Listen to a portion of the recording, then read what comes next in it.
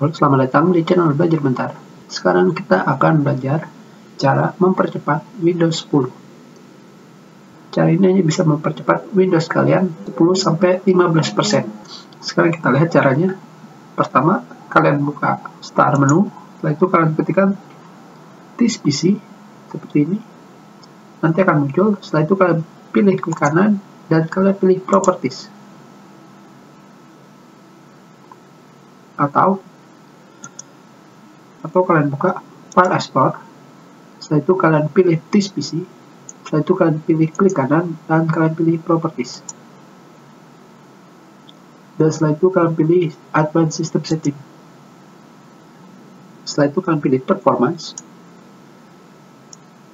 Setelah itu kalian pilih Adjust for Best Performance. Setelah itu kalian pilih Apply.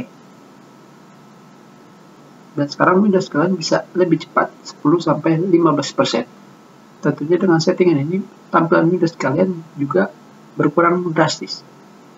Seperti contohnya di sini sekarang sama sekali tidak ada animasi. Kita sudahi pelajaran kita. Terima kasih.